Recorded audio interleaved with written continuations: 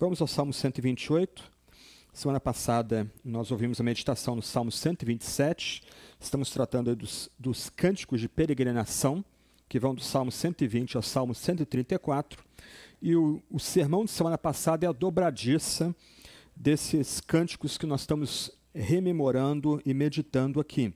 Então, se você quiser visualizar toda essa estrutura do saltério, o Salmo 127 é aquele que está bem aqui em cima, e todas as ideias e temas ou chegaram ao clímax do Salmo 127 ou vão ser desenvolvidas a partir do Salmo 127, Salmo de Salomão, que nós refletimos aí com o Tiago semana passada.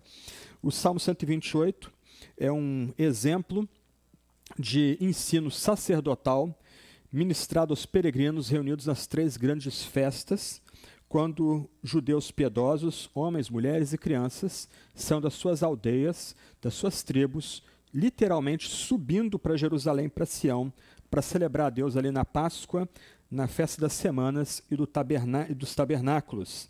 Festas que celebravam a redenção, a revelação da lei e da aliança e a provisão miraculosa de Deus. Nesse salmo específico aqui, então, a gente ouve a voz do sacerdote. É um sacerdote anônimo, a gente não sabe quem é o autor desse salmo, ele não é mencionado aí, né, como o salmo de semana passada, mas aqui nós temos então um sacerdote ministrando a multidões de peregrinos que se reuniram em Jerusalém, e eles estão ouvindo ali as promessas preciosas de Deus, entendendo também as suas responsabilidades pactuais e o potencial que elas têm para disseminar ricas bênçãos. E o Salmo 128, que nós vamos ler em alguns momentos, é uma declaração de bem-aventurança, de felicidade, que celebra a vida em família no contexto de Jerusalém e de Israel, e, como eu mencionei há pouco, completa e aclara o Salmo 127. Completa, porque semana passada o Tiago meditou com a gente aqui dos filhos sendo flechas, disseminando uma santa herança, levando a santa herança mais adiante. O Salmo 128 destaca agora a felicidade da esposa no ambiente do lar e, de outra forma, o Salmo também precisa, o Salmo 127, na medida que ele agora exalta o valor do trabalho humano. O trabalho aqui no Salmo 128 não é vão, na medida que aqueles que temem a Deus receberão bênçãos a partir desse trabalho. Vamos ao Salmo, então. Salmo 128, cântico de peregrinação. Bem-aventurado aquele que teme o Senhor e anda nos seus caminhos. Você comerá do fruto do seu trabalho, será feliz e tudo irá bem com você. Sua esposa, no interior da sua casa, será como uma videira frutífera. Seus filhos serão como rebentos da oliveira ao redor da sua mesa. Eis como será abençoado o homem que teme o Senhor. Que o Senhor o abençoe desde Sião, para que você veja a prosperidade de Jerusalém durante os dias de sua vida e veja os filhos de seus filhos, paz sobre Israel. A gente olha o texto aí, né? Aliás, o título da mensagem hoje é a comunidade abençoada pelo Deus eterno, a comunidade abençoada por Yahvé. Mas a gente lê rapidamente o texto, a gente pode destacar 4 palavras-chave que aparecem regularmente nessa pequena passagem bíblica. As palavras-chave são felicidade, temor, bênção e paz. Ainda que paz apareça uma única vez aqui nesse salmo, é uma palavra que se repete consistentemente nos salmos de peregrinação. A passagem pode ser dividida em 2 partes. A primeira parte vai do verso 1 ao verso 4. Nós temos aí expressões de sabedoria. E os versos 5 e 6, que seria a segunda parte, é a bênção do sacerdote, o sacerdote dando a bênção para a comunidade que ouviu a voz da sabedoria. O texto começa dizendo, bem-aventurado. E aqui a gente tem que tomar um cuidado, porque na nossa tradução em português a gente perde algumas nuances do texto. Essa palavra bem-aventurado e também a palavra abençoado são mencionados 4 vezes nessa passagem, ainda que traduzidas de forma diversa nas versões que nós temos em língua portuguesa. A palavra bem-aventurado aparece no verso 1 e no verso 4. No verso 1 e no verso 2. No verso 1 ela aparece bem-aventurada e no verso 2 aparece feliz, mas no hebraico são a mesma expressão, a mesma palavra, pode ser traduzido como bem-aventurado, como feliz ou como bendito. Então, no Salmo, 2 vezes é dito, no verso 1 e no verso 2, que algumas pessoas, diante do templo em Sião, essas pessoas são bem-aventuradas, são felizes ou são benditas. A ideia aqui é que é Deus que declara essas pessoas bem-aventuradas, felizes, benditas. Deus é que dá esse privilégio de certas pessoas serem consideradas bem-aventuradas, felizes ou benditas. Então, o Salmo começa com a nota de felicidade. Presta atenção, não é uma nota de alegria, ok? Eu já tratei disso em algum sermão mais para trás. A alegria, ela varia. Uma hora você está alegre, outra hora você está triste. Você vê isso, por exemplo, quando você torce pelo seu time de futebol. Então, o seu time de futebol faz um gol, você acha que aquele dia ali o seu time vai vencer, e daqui a pouco ele toma uma virada. Aí, da felicidade para a tristeza em questão de 40 minutos, 50 minutos, varia de jogo para jogo. O texto não está falando desse tipo de alegria aqui, que é fugaz, é passageira. Ele fala de felicidade, que é um afeto que é colocado em nós pelo próprio Deus. É Deus que torna esses peregrinos, esses que se reúnem para ouvir a sabedoria diante do templo, numa daquelas festas sagradas, é Deus que torna esses peregrinos benditos, é Deus que torna esses peregrinos felizes, é que Deus é que declara esses peregrinos bem-aventurados. E como é que a gente sabe que nós, como peregrinos, somos bem-aventurados ou não? Como a gente sabe pelo texto que esses que estão escutando a sabedoria do sacerdote são de fato bem-aventurados? O verso 1 e também parte do verso 2, por assim dizer, resumem o Salmo primeiro. Quem é feliz? Quem é declarado bendito? Quem é declarado bem-aventurado nessa passagem inicial aqui? É aquele que teme o Senhor e anda nos seus caminhos. O temer ao Senhor e andar nos seus caminhos é um paralelismo. A segunda frase amplia ou clareia o que a primeira frase quer dizer. Temer o Senhor é uma ideia mais abstrata. A ideia aqui é que nós somos chamados a ter reverência, a reconhecer e a respeitar o único Deus que é Yahvé. E mais uma vez aqui eu relembro, né, nossas traduções têm a palavra Senhor aí num destaque, é chamado versalete. No hebraico a palavra aí é o nome sagrado de Deus que não era pronunciado. Quem são os bem-aventurados? Quem são homens e mulheres felizes? São aqueles que reverenciam Yahvé como o único Deus que existe. São aqueles que se dedicam a Yahvé como o único Deus que existe. E como a mentalidade hebreia não é grega, ela é concreta, ela é palpável, o salmista acrescenta: quem teme ao Senhor? Quem é aquele homem e mulher, aquele peregrino ou peregrina que de fato teme ao Senhor e por isso é feliz, é alegre, é bendito? É aquele que anda nos caminhos do Senhor. A ideia aqui é que o Deus da aliança, o Deus de pacto, estabeleceu um caminho para o peregrino, e esse que não se desvia no caminho, não se assenta ao redor desse trajeto, não se ajunta com os escarnecedores, mas permanece firme no caminho, esse é o que teme ao Senhor, esse é o que reverencia o Senhor, portanto, esse é feliz, e ele vai ver prosperidade em sua vida.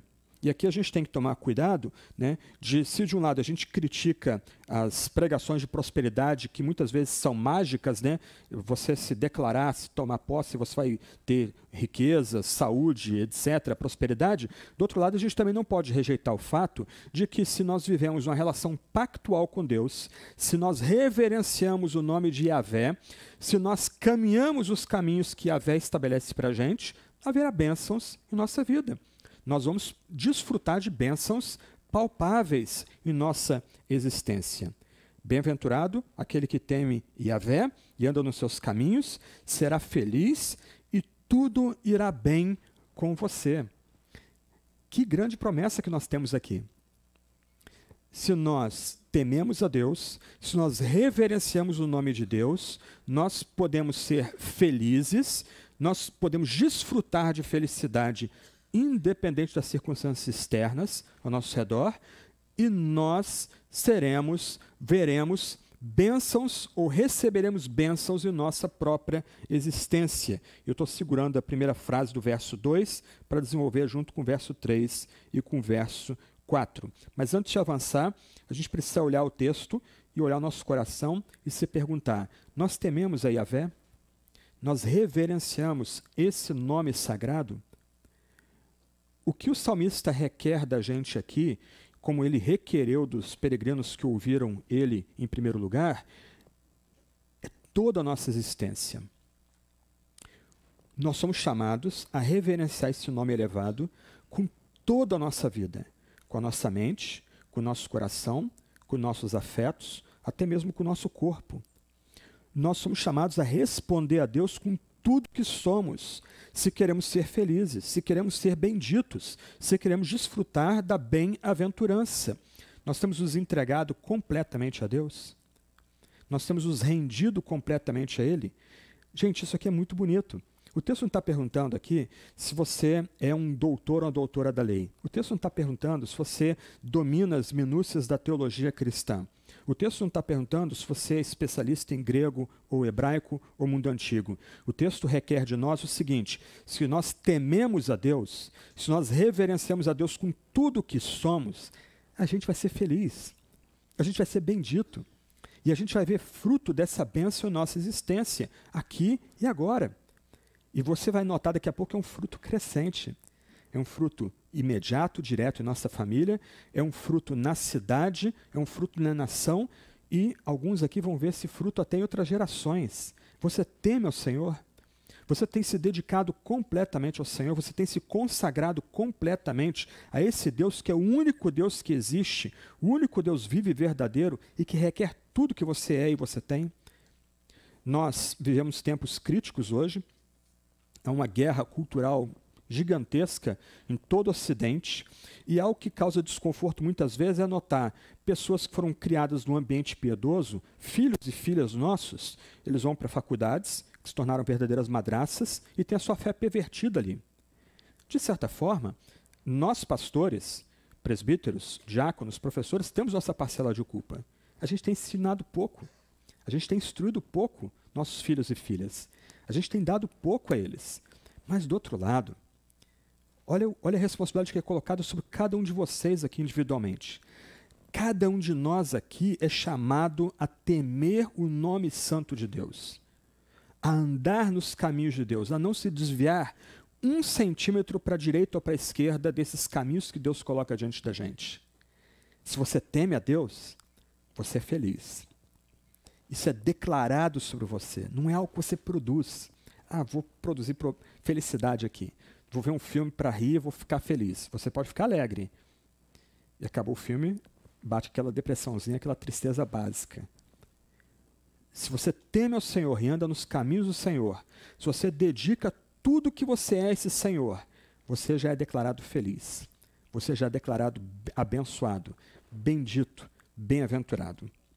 Aqui, eu lembro de uma das resoluções de Jonathan Edwards, que ele escreveu, ele chega a datar, ele escreveu num sábado, em 12 de janeiro de 1723.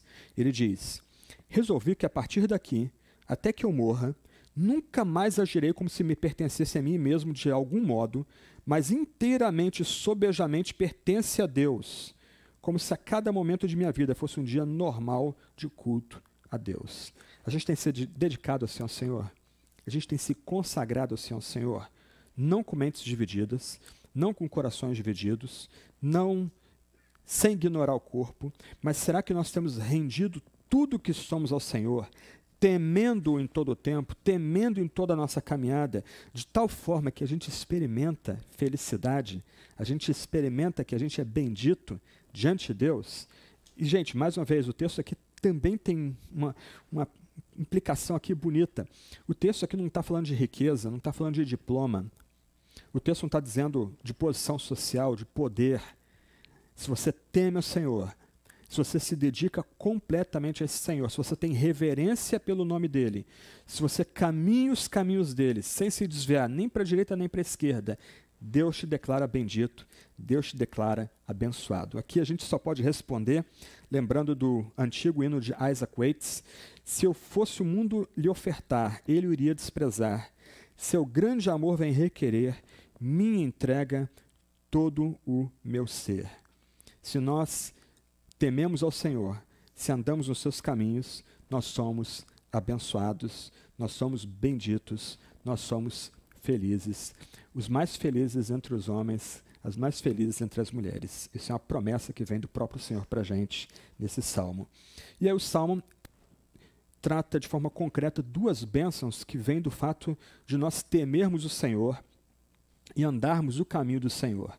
Lembra, mais uma vez, a mentalidade hebreia, ela é concreta, ela não está pensando em termos de abstração, ela está pensando em resultados práticos. Se nós tememos ao Senhor, se andamos nos seus caminhos, se reconhecemos Yahvé como único Deus, se reverenciamos e respeitamos o nome dele como Todo-Poderoso, o Deus do pacto, que resultado nós encontramos na nossa vida?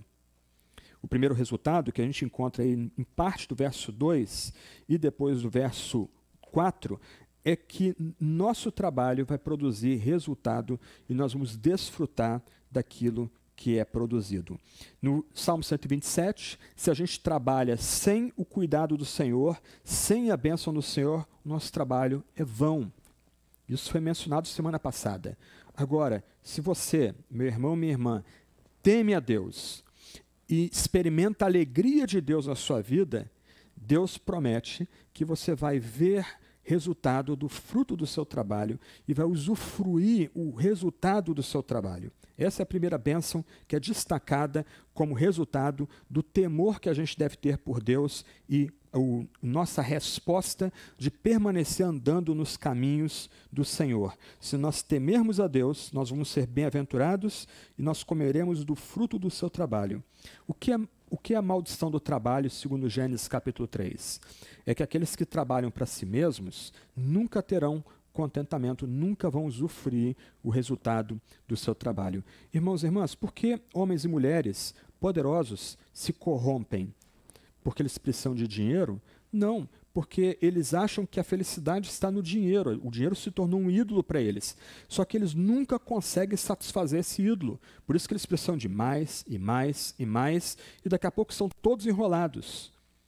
Agora, aquele que teme o Senhor, se ele tem um trabalho digno, se ele serve num trabalho que é digno para Deus, ele vai usufruir dos resultados daquele trabalho, ele vai ter prazer naquele trabalho. Ele entende que aquele trabalho é parte do caminhar dele com Deus em temor.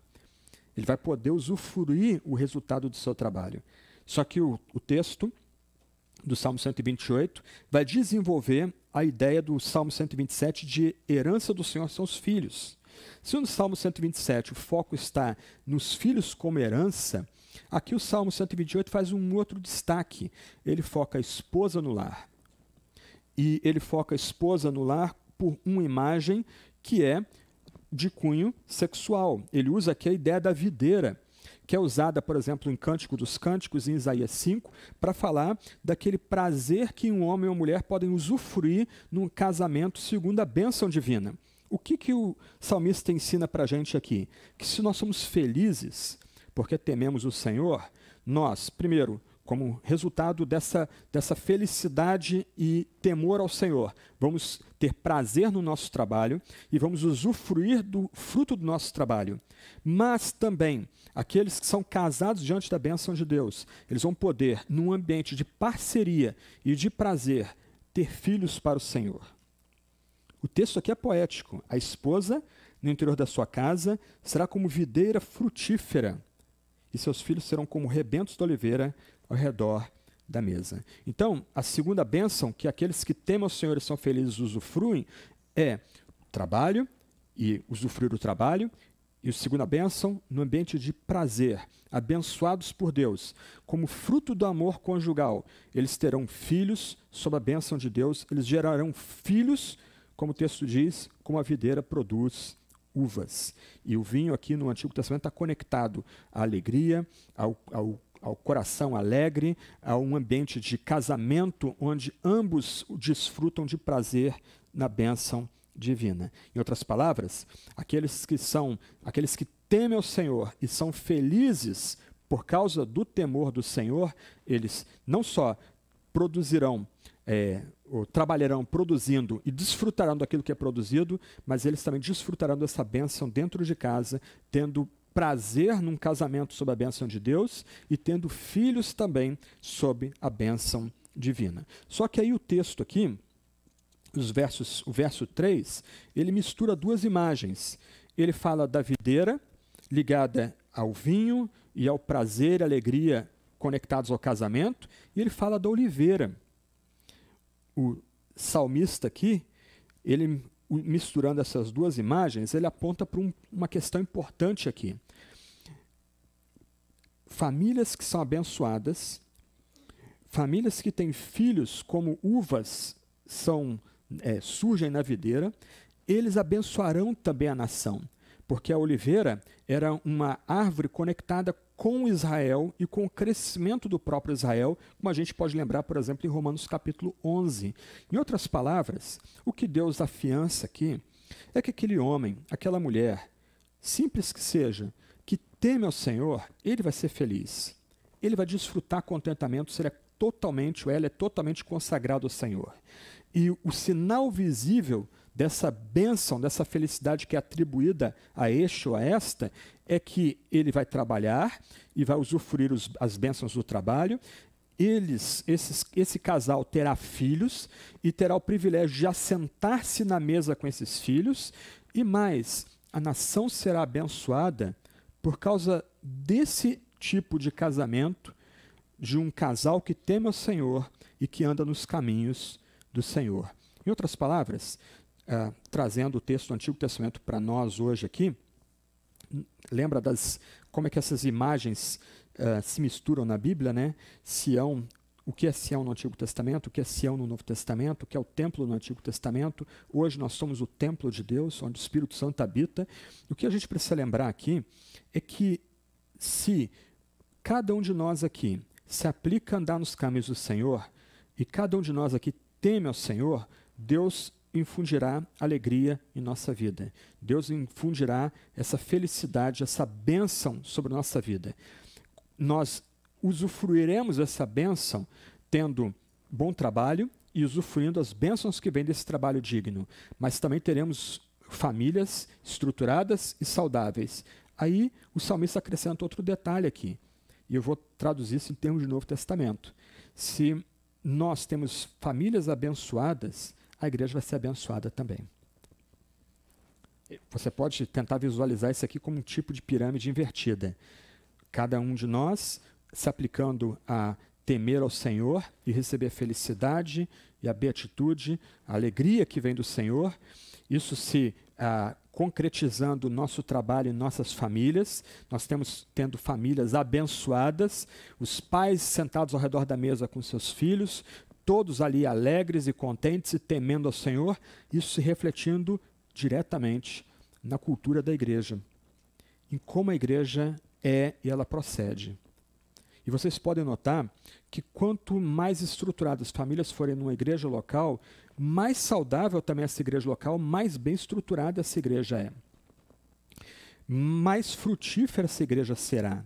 No contexto do Salmo, no contexto do leitor e da leitura do Antigo Testamento, a ideia aqui é o seguinte: se as famílias são abençoadas, a própria Judá será abençoada, a própria Jerusalém será abençoada. Então, o salmista começa a mostrar que as bênçãos de temer ao Senhor e receber a bem-aventurança do Senhor são de longo alcance.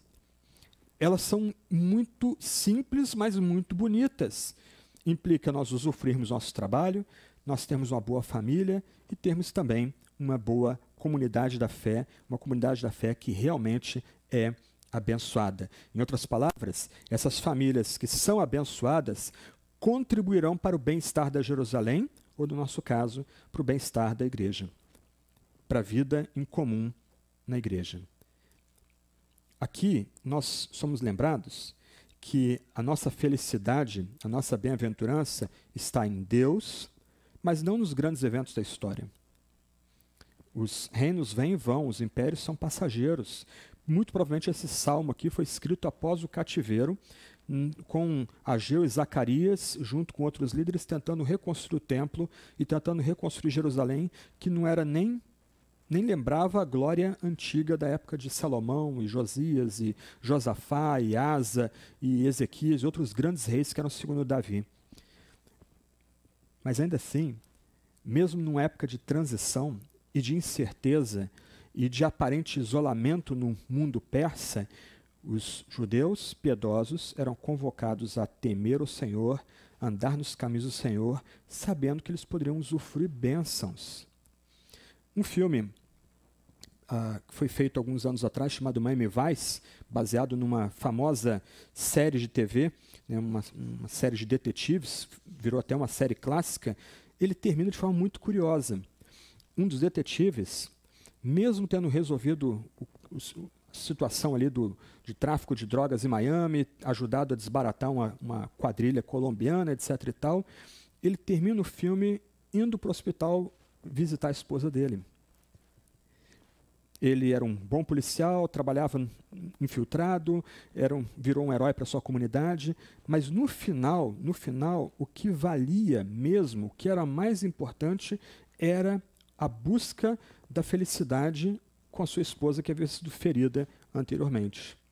O que isso ilustra para a gente aqui? Que no final o Salmo aponta uma vida de sabedoria para a gente. Na medida que nós nos aplicamos a andar no caminho do Senhor e a temer o Senhor, bênçãos virão. E nós vamos desfrutar essas bênçãos.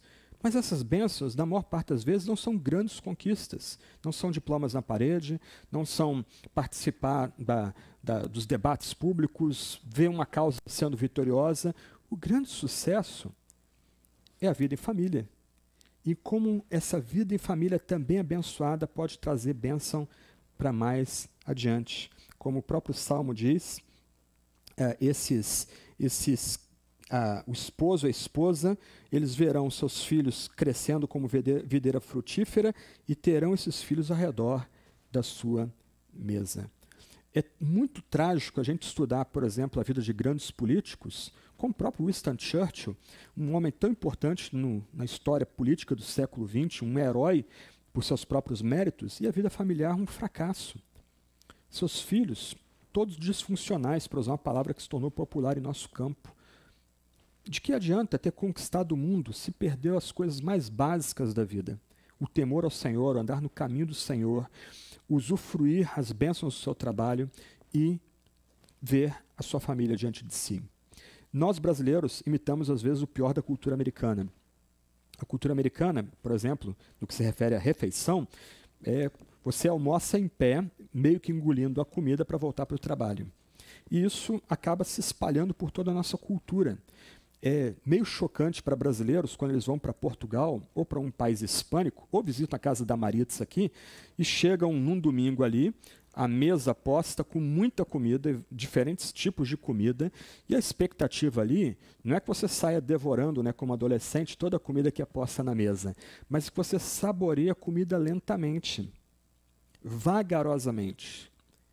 A depender do país hispânico, ou mesmo em Portugal, né, se você está lá, se você come aquela comida apressadamente já olhando o relógio, você passa por alguém mal educado e grosseiro.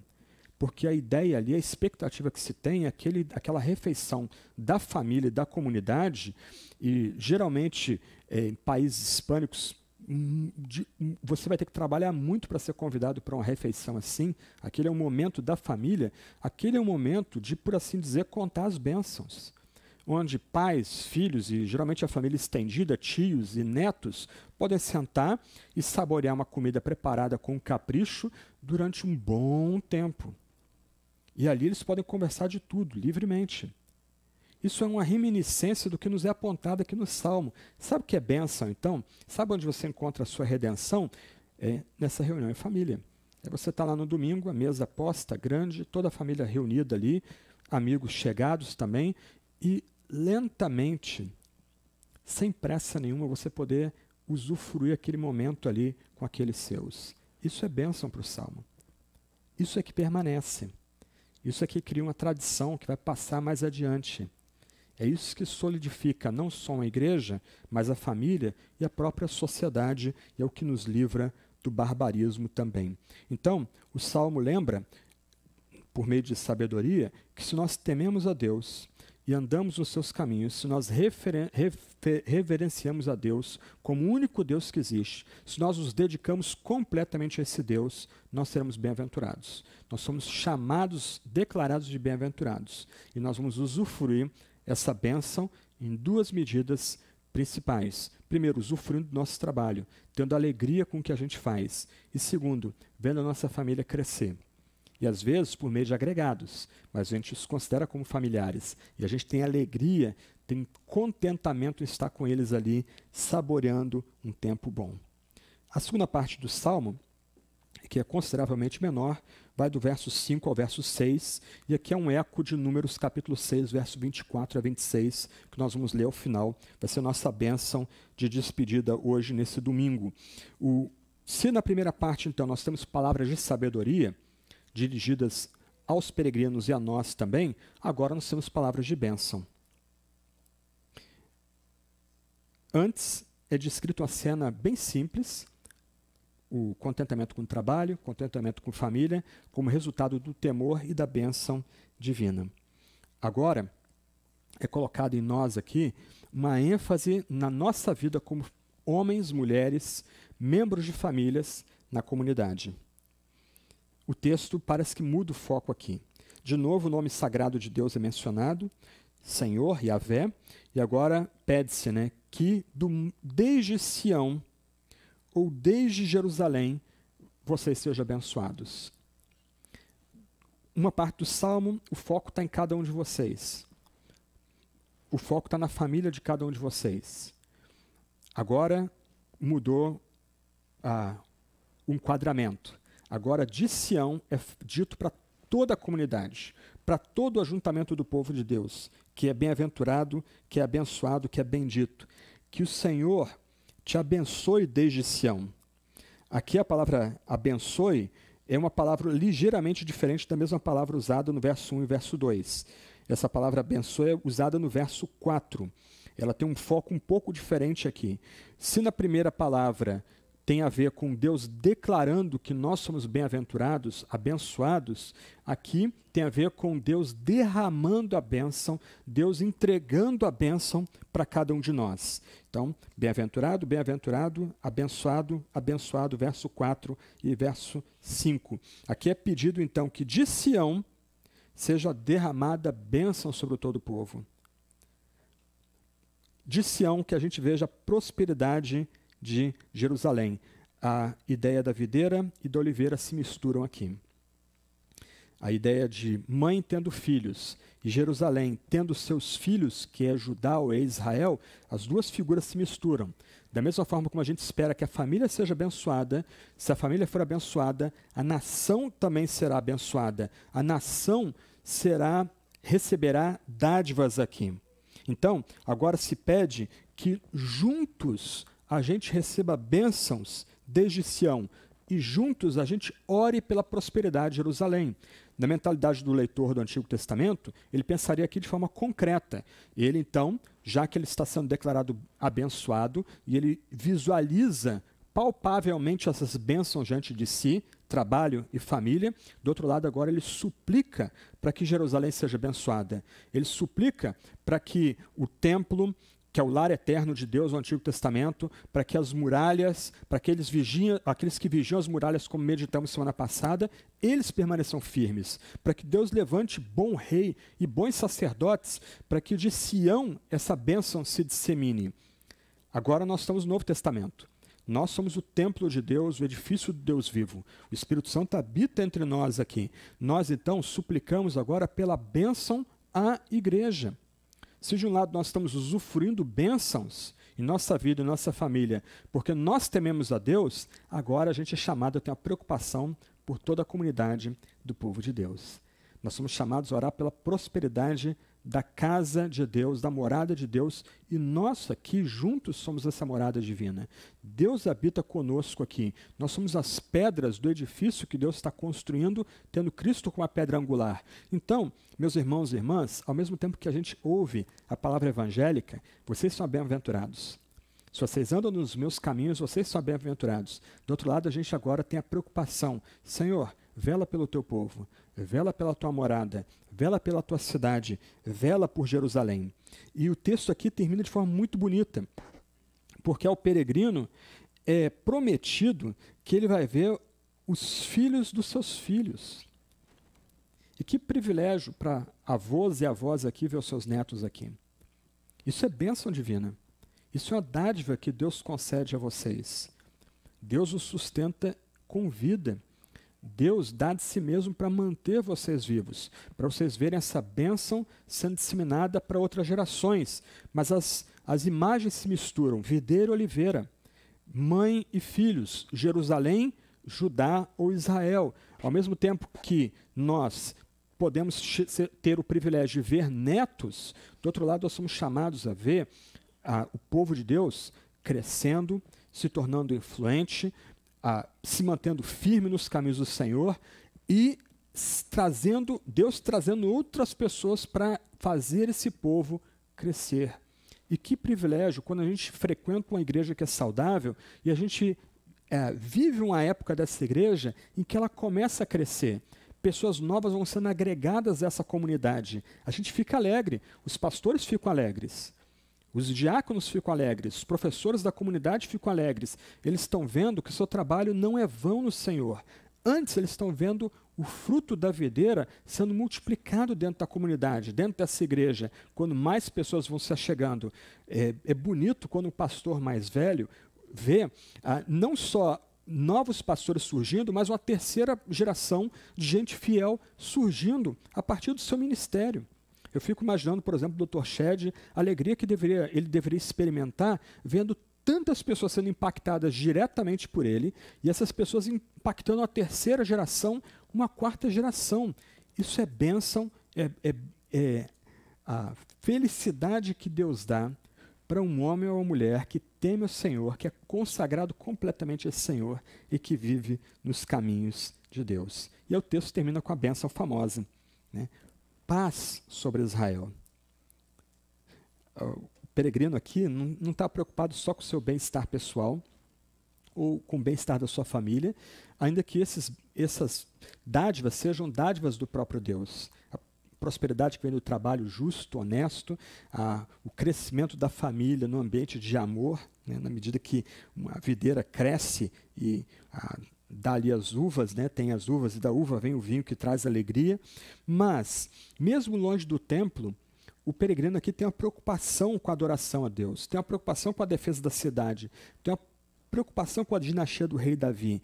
Ele quer experimentar paz, shalom. E paz aqui, mais uma vez, não é mera ausência de guerra.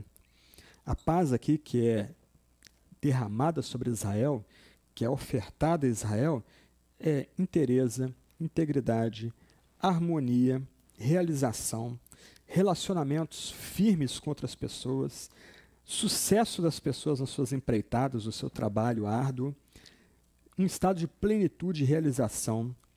Tudo isso como resultado da presença de Deus, que é a fonte desse tipo de shalom, desse tipo de paz. Paz sobre Israel.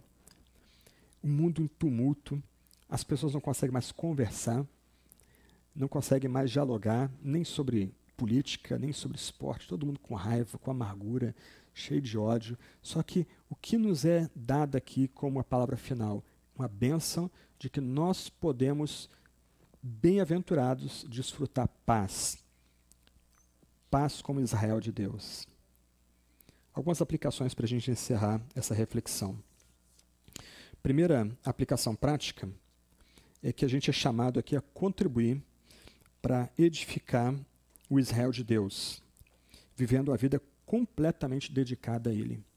Se nós, pastores, presbíteros, professores, muitas vezes temos falhado, em vez de ensinar mais, temos ensinado menos para nossos adolescentes e jovens. Do outro lado, meu irmão, minha irmã, independente da sua idade, você é chamado a se dedicar completamente ao Senhor. Você é chamado a andar nos caminhos do Senhor com toda a inteireza da sua vida. Não rola aqui mente dividida. Aqui eu sou crente, lá fora eu sou um cientista, eu sou um profissional. Isso não rola na espiritualidade do Antigo e Novo Testamento. nós somos chamados a nos dedicar completamente a Ele aqui.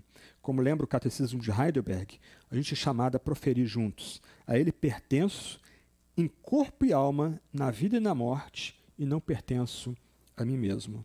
Nós então somos chamados a contribuir para a edificação do povo de Deus, nos dedicando completamente a Deus. Com isso, nós temos uma promessa: através da nossa piedade, a família será estabelecida e Deus vai estender a sua bênção a todo o seu povo. Então, dediquem-se ao Senhor, vivam para o Senhor, temam o Senhor, não se desviem dos caminhos do Senhor, antes perseverem nos caminhos de Deus, para serem bem-aventurados, para serem felizes e para desfrutar das bênçãos que advêm daí.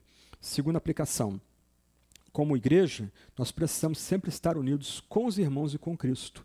Esse salmo mostra que nós estamos interconectados, interligados. Ao mesmo tempo, há um apelo a cada um de nós para que a gente tema o Senhor. Do outro lado, a gente vai ver essa bênção no trabalho produtivo. A gente vai ver essa beatitude na vida em família. Então, nós somos chamados a viver juntos aqui, mas somos chamados a viver juntos com Deus e com seu Filho. Essas imagens de casamento abençoado, casamento próspero, casamento que tem filhos, nós encontramos em Efésios 5.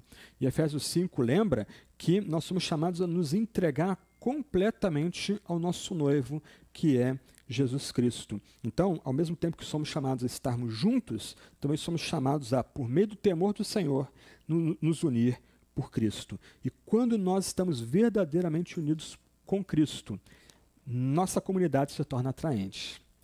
Pessoas começam a se aproximar da nossa comunidade. Eles adoram de uma forma diferente. Eles refletem Deus de uma forma diferente. Há um tipo de perfume diferente daquela comunidade, que é o perfume da comunidade que está vestida para se encontrar com Cristo como um noivo celestial. Então, aplique-se a se unir a Cristo dia após dia, lembrando que se estamos unidos com Cristo, seremos fecundos, a igreja será fecunda, ela terá novos filhos e novas filhas. Terceira aplicação: uma vez por mês nós nos reunimos aqui para celebrar a ceia do Senhor, segundo o próprio mandamento de Cristo nos Evangelhos e de Paulo em 1 Coríntios. Quando nós nos reunimos pela fé para nos alimentar do pão e do cálice, a gente tem que lembrar que Cristo, por meio do seu trabalho e sofrimento, é que nos alimenta, nos firma e nos abençoa. Então, quando a gente se aproxima da Santa Ceia, a gente tem que lembrar que alguém trabalhou mais do que todos nós e todos nós juntos. É o próprio Cristo. E quando nós nos aproximamos da ceia para receber do seu corpo e do seu sangue, nós para Deus, somos o trabalho de Cristo sendo apresentado a Ele. Cristo se alegra ao nos ver juntos, recebendo as bênçãos que vêm do seu trabalho e do seu sofrimento. Nós somos a família estendida do próprio Deus em Cristo Jesus. E a última aplicação aqui é: como cristãos, em virtude da nossa esperança e do nosso temor a Deus, nós somos capazes de desfrutar do trabalho em meio à fadiga. Algumas vezes até o nosso melhor trabalho é pesado. Até o trabalho mais prazeroso, algumas vezes vai ser duro. Vai ser difícil, algumas vezes, resolver alguns problemas, alguns embates ali. Mas nós sabemos que nós usufruiremos, desfrutaremos do fruto desse trabalho. Como diz Apocalipse 14, 13, no último dia, quando nós formos reunidos por Cristo para habitarmos da cidade que vem dos céus, novo céu, nova terra, nova Jerusalém, as nossas obras nos acompanharão. Isso é bonito, gente. Isso dá uma força para a gente. O nosso trabalho, então, se é feito diante de Deus, sob a bênção de Deus, em temor a Deus, nunca é vão. E se a gente trabalha nesses termos apontados pelo Salmo aqui, na era vindoura, nos novos céus e nova terra, o nosso trabalho vai ser nossas medalhas, vai ser o nosso sinal de honra ali diante de Deus e do Cordeiro. Isso é bonito. O incrédulo não tem como usufruir isso, mas o cristão tem. Então, nota, o Salmo está dizendo aqui que se o seu trabalho como sacerdote, se o seu trabalho como rei, como profeta, se o seu trabalho como um guerreiro nas fronteiras de Judá, não, o texto está falando que é o trabalho de todos nós, vai dar fruto. Não importa o seu trabalho. Se você trabalha em temor ao Senhor, Mesmo que você não veja esse resultado agora, esse trabalho vai receber recompensa no último dia. O fruto do seu trabalho, como diz o Apocalipse, vai te acompanhar. E vai ser o seu galardão, sua marca de honra nos novos céus e nova terra. Eu vou encerrar com a oração lida do livro de oração comum e vou despedir-nos com a bênção de Números capítulo 6, versos 24 a 26, que você vai notar é parafraseado no Salmo 128. A oração diz: Ó Deus, autor da paz e amante da concórdia, em cujo conhecimento se encontra a vida eterna, e a quem servir a ter perfeita liberdade, defende-nos, humildes servos teus, em todos os ataques de nossos inimigos, de tal forma que nós, seguros por tua defesa, não temamos o poder de nossos adversários, mediante Jesus Cristo nosso Senhor. Amém. O Senhor os abençoe e os guarde, o Senhor faça resplandecer o seu rosto sobre vocês e tenha misericórdia de vocês, o Senhor sobre vocês levante o seu rosto e lhes dê a paz. Bom domingo, bom e abençoado domingo a todos.